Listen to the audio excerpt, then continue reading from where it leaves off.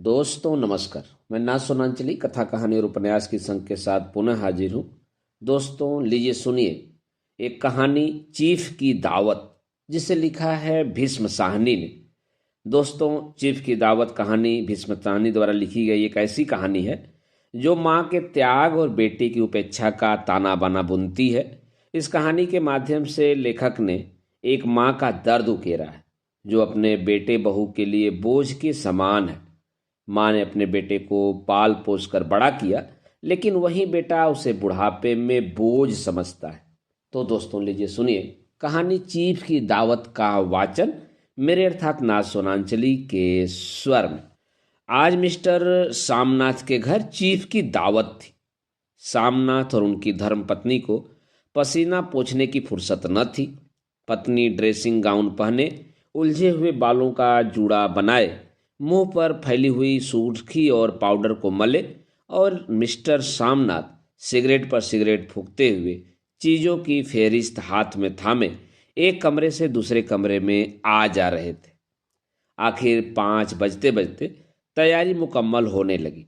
कुर्सियाँ, मेज, तिपाइयाँ, नैपकिन, फूल सब बरामदे में पहुंच गए। ड्रिंक का इंतजाम बैठक में कर दिया गया। अब घर का फालतू सामान अलमारियों के पीछे और पलंगों के नीचे छिपाया जाने लगा। तभी सामनाथ के सामने सहसा एक अड़चन खड़ी हो गई। माँ का क्या होगा? इस बात की ओर न उसका और न ही उनकी कुशल गृहिणी का ध्यान गया था। मिस्टर सामनाथ श्रीमती की ओर घूमकर अंग्रेजी में बोले, माँ का क्या होगा? श्रीमती काम करते करते ठहर गईं और थोड़ी देर तक सोचने के बाद बोली, इन्हें पिछवाड़े इनकी सहेली के घर भेज दो। रात भर बेशक वही रहें, कल आ जाएं। सामनाथ सिगरेट मुंह में रखे सिकुड़ी आंखों से श्रीमती के चेहरे की ओर देखते हुए पल भर सोचते रहे, फिर सिर हिलाकर बोले, नहीं, मैं ये नहीं चाहता कि उस बुढ़िया का आना जाना यहाँ फिर से शुरू हो। पहले ही बड़ी मुश्किल से बंद किया था। माँ से कहें कि जल्दी ही खाना खा के शाम को ही कोठरी में चली जाएं। मेहमान कहीं 8 बजे आएंगे, इससे पहले ही अपने काम से वह निबट लें। सुझाव ठीक था, दोनों को पसंद आया। मगर फिर सहसा श्रीमती बोल उठी, जो वह सो गई और नींद में खर्राटे लेने लगी तो साथ ही तो बरामदा है जहां लोग खाना खाएंगे, तो इन्हें कह देंगे कि अंदर से दरवाजा बंद कर ले, मैं बाहर से ताला लगा लूंगा। या माँ को कह देता हूँ कि अंदर जाकर सोवे नहीं, बैठी रहे, और क्या। और जो सो गई तो डिनर का क्या मालूम कब तक चले? 11-11 बजे तक तो तुम ड्रिंक ही करते रहते हो। सामनाथ कुछ खींच उठे, हाथ झटकते हुए बोले, अच्छी भली यह भाई के पास जा रही थी, तुमने यूं ही खुद अच्छा बनने के लिए बीच में टांग अड़ा दी। वाह, तुम माँ और बेटे के बातों में मैं क्यों बुरी बनूं? तुम जानो और वह जाने। मिस्टर सामनाथ चुप रहे। यह मौका बहस का न था, समस्या का हल ढूंढने का था। उन्होंने घूमकर माँ की कोठरी की ओर देखा। कोठरी का दरवाजा बरामदे में खुलता था। बरामदे की ओर देखते हुए झट से बोले, मैंने सोच लिया है, और उन्हीं कदमों से माँ की कोठरी के बाहर जा खड़े हुए। माँ दीवार के साथ एक चौकी पर बैठी, दुपट्टे में मुंह सिर लपेटे माला जप रही थी। सुबह से तैयारी होते देखते हुए माँ का दिल धड़क रहा था। बेटे के दफ्तर का बड़ा साहब घर पर आ रहा है, सारा काम सुबह से चल जाए। माँ, आ तुम जल्दी खाना खा लेना, मेहमान लोग 7:30 बजे आ जाएंगे। माँ ने धीरे से मुंह पर से दुपट्टा हटाया और बेटे को देखते हुए कहा, आज मुझे खाना नहीं खाना है बेटा, तुम तो जानते हो मांस मछली बने तो मैं कुछ भी नहीं खाती। जैसे भी हो अपने काम से जल्दी निपट लेना। अच्छा बेटा। और माँ, हम लोग पहले बैठक में बैठेंगे, उतनी देर तुम यहाँ बरामदे में बैठना, फिर जब हम यहाँ आ जाएं तो तुम गुसल खाने के रास्ते बैठक में चली जाना। माँ अवाक बेटे का चेहरा देखने लगी, फिर धीरे से बोली, अच्छा बेटा। और माँ, आज जल्दी सो नहीं जाना, तुम्हारे खर्राटों की आवाज़ दूर तक जाती है। माँ लज्जित सी आवाज़ में बोली, क्या करूं बेटा, मेरे बस की बात नहीं है। जब से बीमारी से उठी हूं, नाक से सांस नहीं ले सकती। मिस्टर सामनाथ ने इंतजाम तो कर दिया, फिर भी उनकी उधेड़बुन खत्म नहीं हुई। जो चीफ अचानक उधर से आ निकला तो 8-10 मेहमान होंगे, देसी अफसर, उनकी स्त्रियां होंगी। कोई भी गुसल खाने की तरफ जा सकता है। क्षोभ और क्रोध में वह झुंझलाने लगे। एक कुर्सी को उठाकर बरामदे में कोठरी के बाहर रखते हुए बोले, आओ माँ, इस पर जरा बैठो तो। माँ माला संभाली, पल्ला ठीक की और उठी और धीरे धीरे कुर्सी पर आकर बैठ गई। यूं नहीं माँ, टांगे ऊपर उठाकर नहीं बैठते, यह खाट नहीं है। माँ ने टांगे नीचे उतार ली। और खुदा के वास्ते नंगे पांव नहीं घूमना, न ही वह खड़ाऊ पहनकर सामने आना। किसी दिन तुम्हारी वह खड़ाऊ उठाकर मैं बाहर फेंक दूंगा। माँ चुप रही। कपड़े कौन से पहनोगी माँ? जो है वही पहनूंगी बेटा, जो कहो पहन लूं। मिस्टर सामनाथ सिगरेट मुंह में रखे, फिर अधखुली आंखों से माँ की ओर देखने लगे और माँ के कपड़ों की सोचने लगे। सामनाथ हर बात में तरतीब चाहते थे। घर का सब संचालन उनके हाथ में था। खुटियां कमरों में कहाँ लगाई जाएं, बिस्तर कहाँ पर बिछे, किस रंग के पर्दे लगाए जाएं, श्रीमती कौन सी साड़ी पहने, मेज किस साइज की हो। सामनाथ को चिंता थी कि अगर चीफ का साक्षात्कार माँ से हो गया तो कहीं लज्जित नहीं होना पड़े। माँ को सिर से पांव तक देखते हुए बोले, तुम सफ़ेद समीज और सफ़ेद सलवार पहन लो माँ, पहन के आओ तो जरा देखूं। माँ धीरे से उठी और अपनी कोठरी में कपड़े पहनने चली गई। यह माँ का झमेला ही रहेगा। उन्होंने फिर अंग्रेजी में अपनी स्त्री से कहा, कोई ढंग की बात हो तो कोई कहे। अगर कहीं कोई उल्टी सीधी बात हो गई, चीफ को बुरा लगा तो सारा मजा जाता रहेगा। माँ सफ़ेद कमीज और सफ़ेद सलवार पहनकर बाहर निकली। छोटा सा कद, सफ़ेद कपड़ों में लिपटा छोटा सा सूखा हुआ शरीर, धुंधली आंखें, केवल सिर के आधे झड़े हुए बाल पल्ले की ओट में छिप पाए थे। पहले से कुछ भी कम कुरूप नजर नहीं आ रही थी। चलो ठीक है, कोई चूड़ियाँ उड़ियाँ हो तो वह भी पहन लो, कोई हर्ज नहीं है। चूड़ियाँ कहाँ से लाऊं बेटा, तुम तो जानते हो सब जेवर तुम्हारी पढ़ाई में बिक गए।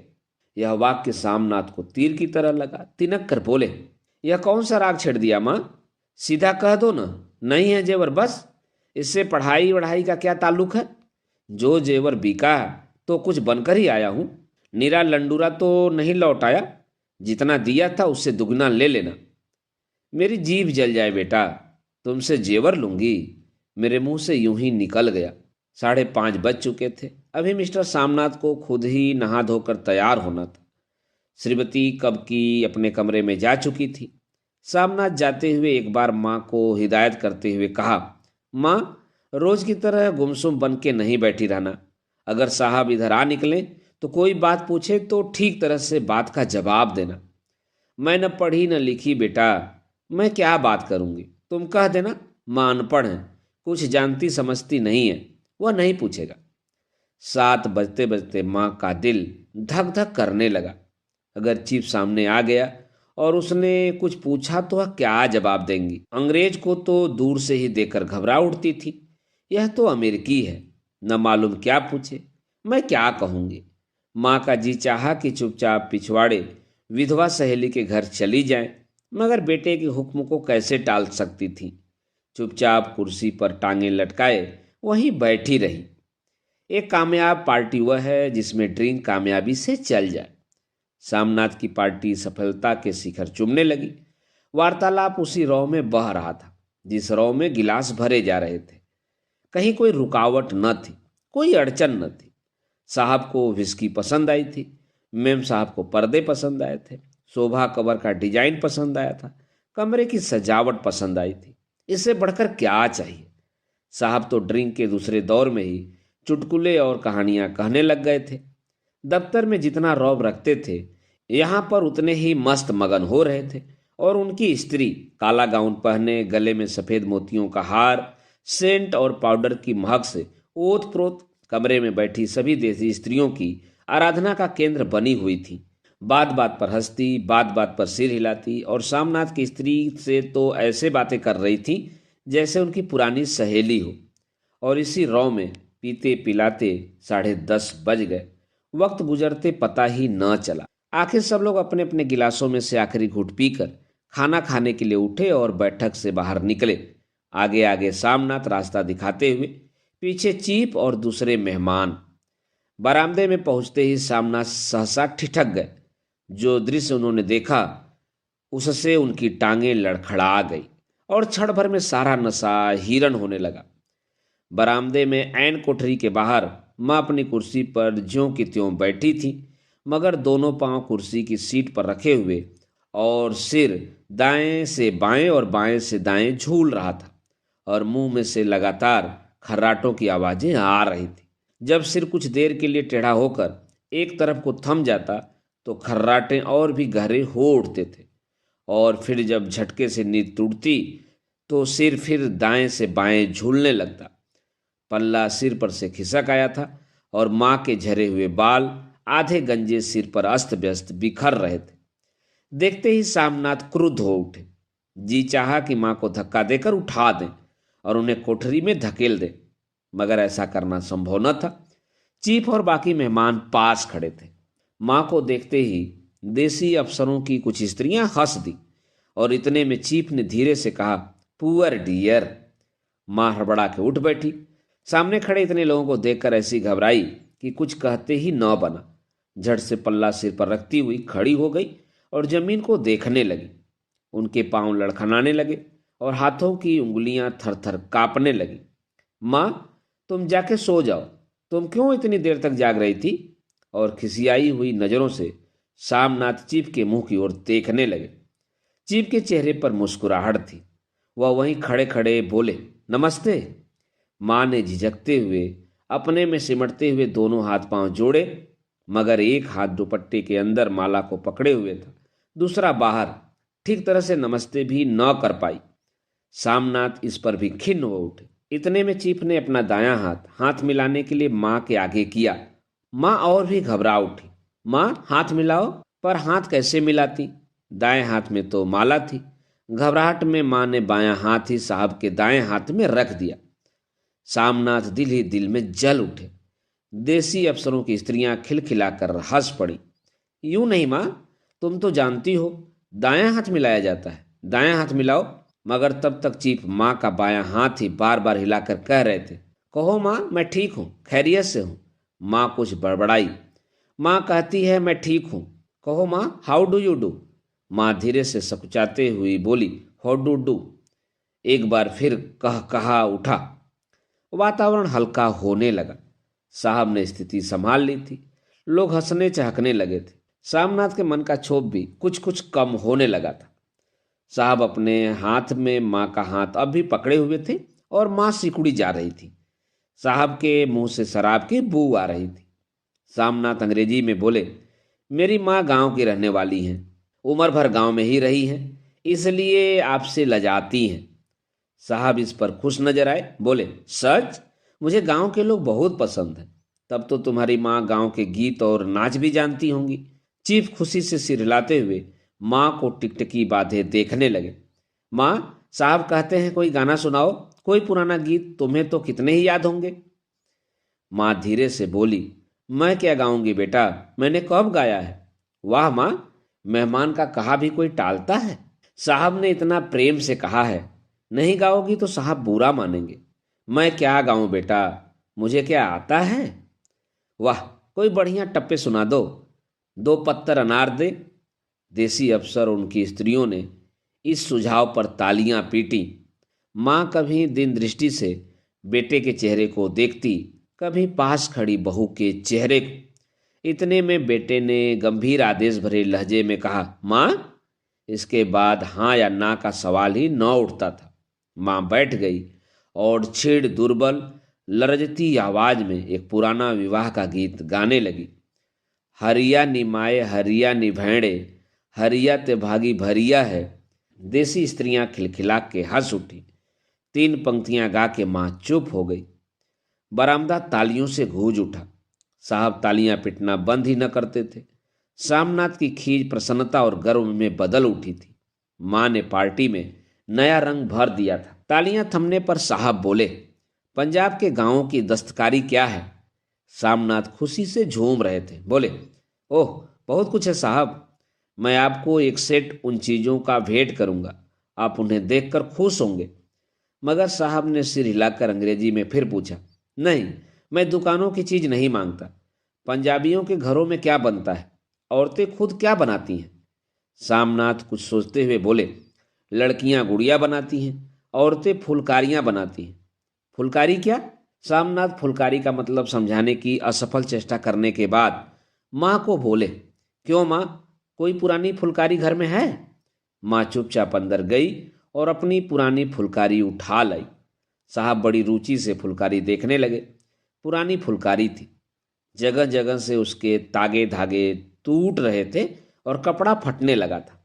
साहब की रुचि को देखकर सामनाथ बोले, यह फटी हुई है साहब, मैं आपको नई बनवा दूंगा। माँ बना देंगी। क्यों माँ, साहब को फुलकारी बहुत पसंद है, इन्हें ऐसी ही एक फुलकारी बना दोगी ना?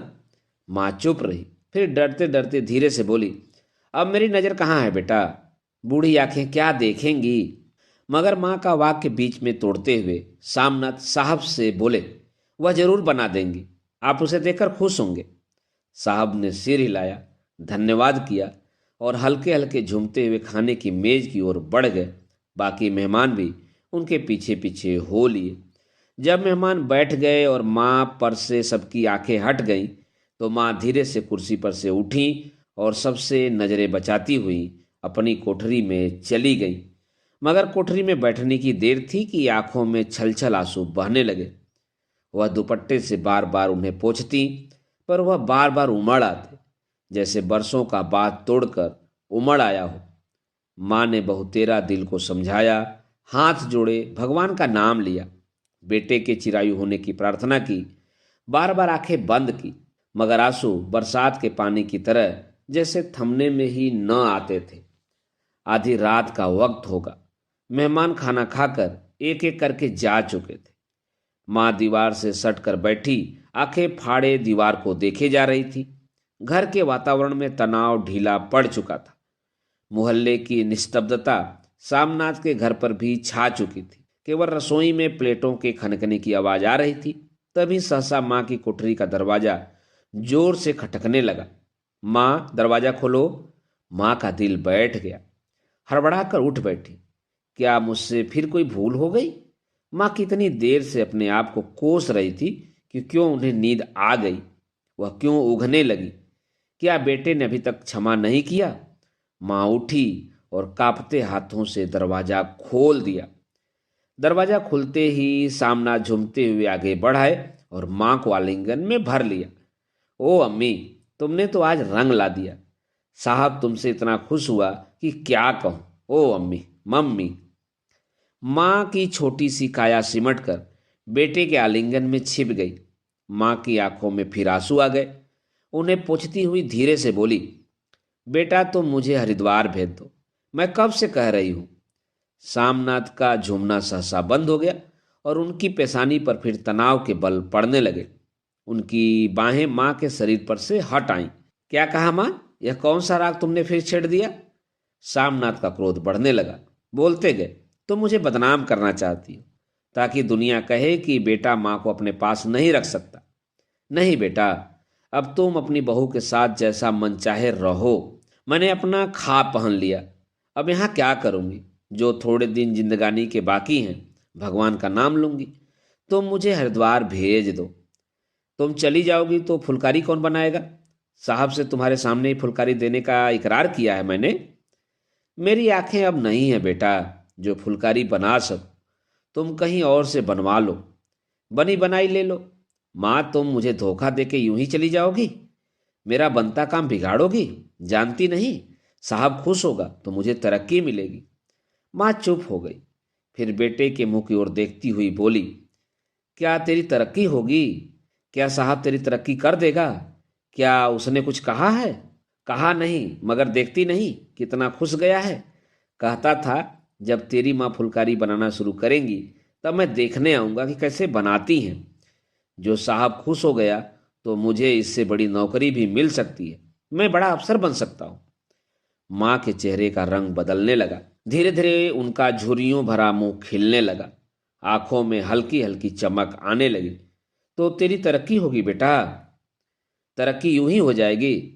साहब को खुश रखूंगा तो कुछ करूंगा, वरना उनकी खिदमत करने वाले और थोड़े हैं। तो मैं बना दूंगी बेटा, जैसे बन पड़ेगा बना दूंगी। और माँ, दिल ही दिल में फिर बेटे के उज्जवल भविष्य की कामनाएं करने लगी और मिस्टर सामनाथ अब सो जाओ माँ कहते हुए तनिक लड़खड़ाते हुए अपने कमरे की ओर घूम गए। दोस्तों, अभी आप सुन रहे थे भीष्म साहनी की लिखी कहानी चीफ का दावत का वाचन मेरे अर्थात मां सोनांचली के स्वर में।